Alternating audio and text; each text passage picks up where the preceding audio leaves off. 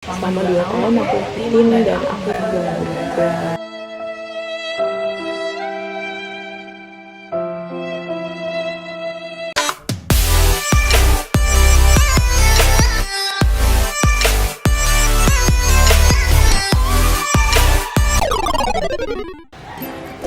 di video aku kali ini membahas tentang program studi yang aku ambil saat ini ya untuk perkuliahanku, itu D3 Teknik Telekomunikasi atau yang disingkat itu D3TT.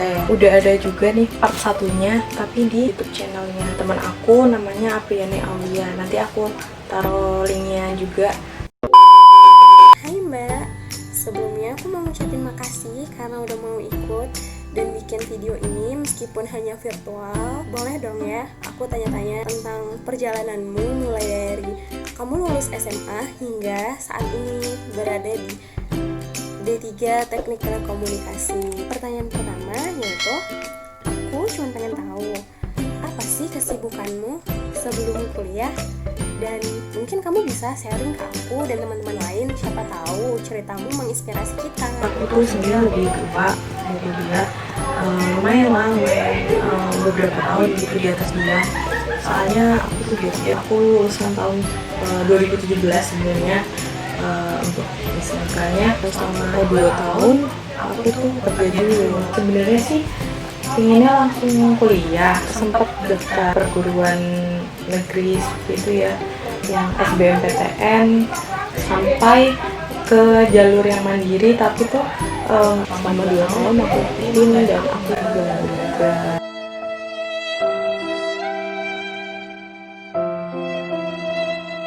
tapi nggak apa-apa, mau negeri atau mau swasta, yang penting kita emang benar-benar niatin aja kuliahnya, terus harus serius ya gengs. Kalau misalnya yang masih mau ya main-main gitu, mau itu di negeri pun nilai kalian juga kita soal gap year nih kan. Aku buat 2 tahun kerja dulu gitu.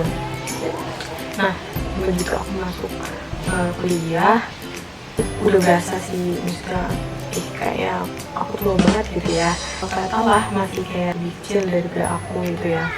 Nah selama kerja 2 tahun kemarin aku banyak dapat pengalaman itu tuh yang membuat mental aku tuh jadi lebih kuat sih.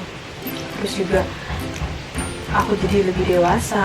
2 tahun aku kerja sebenarnya itu aku 2 pengalaman di tempat kerja yang berbeda. Yang pertama sih lebih ke yang memimpin karyawan lain gitu, sedangkan aku itu baru lulus SMK, ibaratnya apa ya, dipegang kepercayaan gitu lah ya, yang lebih dari karyawan yang lain gitu. Awal-awal berat sih gitu, tapi itulah yang bikin aku mentalnya lebih kuat. Pekerjaan aku yang kedua itu sebenarnya nggak jauh beda sama yang kerjaan aku yang pertama, administrasi, PK.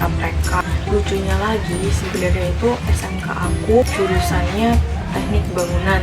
Saat bekerja itu matching banget. Pertanyaan kedua yaitu, kamu ngambil SMK-nya kan teknik bangunan ya, kok saat ini kuliahnya ngambil D3 Teknik Telekomunikasi?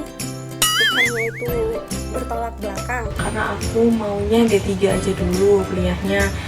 Yang kedua, memang di kampus aku itu adanya cuman D3 Teknik Komunikasi, otomatis dong aku ngambilnya itu. Ada kejadian lucu sih gengs, yang aku milih D3 Teknik Telekomunikasi itu. Sempat ngira kampus negeri itu kan ada tuh yang jurusan komunikasi, aku kira tuh sama gengs kayak gitu.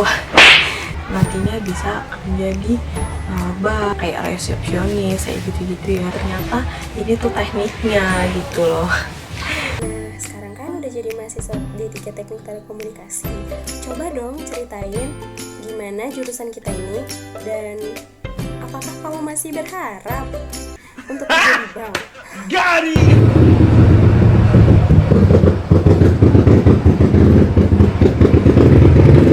2,000 years later.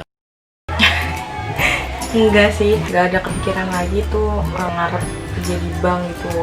Aku udah milih jalan untuk jurusan D3 Teknik Telekomunikasi, aku harus seriusin di bidang itu. Singkatnya itu, D3 Teknik Telekomunikasi mempelajari tentang komunikasi dengan nirkabel atau yang tanpa kabel dan teknik komunikasi kabel. Di D3 Teknik Telekomunikasi melajarin program, gitu, bikin program atau namanya itu coding. Ada elektronika, terus tentang kelistrikan gitu, tentang seluler, sistem telekomunikasi, tentang sinyal, jaringan, komunikasi data. Pasti semua juga udah tahu kalau di D3 itu pasti lebih banyak praktiknya.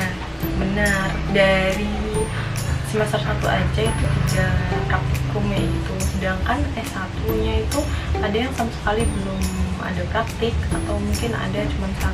Semester 2 itu bakal nambah lagi, ada 5, 6, tapi imbang juga sih geng sama materinya, pelajarin materinya juga, terus simulasiin atau mempraktikannya itu pas saat praktikum. Ada nih beberapa orang itu ya ngiranya kuliah itu enak gitu, gampang, kayak yang di sinetron gitu.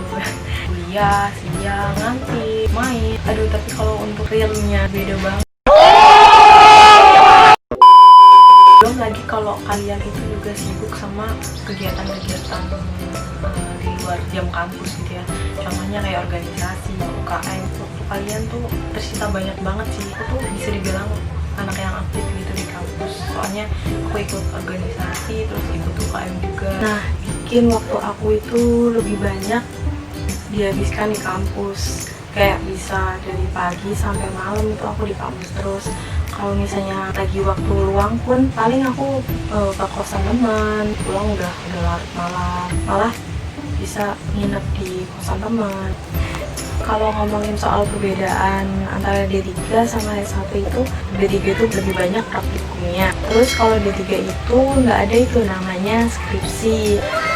Kalau S1 kan ada skripsi tuh gengs. Kalau D3 itu nggak ada, tapi namanya itu TA atau tugas akhir. Itu lebih ke riset, pengembangan, membuat suatu produk alat. Pertanyaan keempat ini, pendapatmu tentang sekolah yang melenceng dari sebelumnya serta tentang salah jurusan. Kalau jurusan yang melenceng dari sekolah sebelumnya itu menurut aku nggak ada masalah sih. Misal kayak aku sendiri tuh kan melenceng banget, udah jelas banget dari SMK-nya itu teknik bangunan, terus kuliahnya malah ambilnya itu teknik telekomunikasi. Aduh, jurusan tuh melenceng banget. Tapi tuh kalau untuk di pas kalian udah masuk kuliah, banyak ilmu-ilmu baru pastinya gitu. Bakal pelajarinya itu dari dasar, jadi nggak ada masalah itu namanya jurusan melenceng. Intinya aku sampai sekarang alhamdulillah masih waras. Menurut aku nggak ada itu yang namanya salah jurusan. Selagi kalian memang benar-benar serius untuk kuliah, terus mau belajar, selagi kalian benar-benar serius sama kuliahmu, soalnya nggak bisa itu karena memang nggak mau belajar. Pertama niat dulu, berusaha memahami materi, terus kalau kalian belajar itu pasti bisa, itu nggak ada yang nggak bisa. Manfaatin lah selagi kalian masih ketemu teman-teman, masih ketemu dosen, buat bekal kalian sendiri gitu buat nantinya di dunia kerja. Kalau kalian punya ilmu atau keterampilan juga bisa disalurin saat kalian kuliah. Kayak contohnya aku suka gambar, desain, edit-edit. Nyalurinnya selain di materi atau praktik, bisa itu di organisasi atau UKM-UKM yang ada di kampus kalian, kayak gitu. Terima kasih untuk yang sudah menonton. Jangan lupa klik like, comment, and subscribe.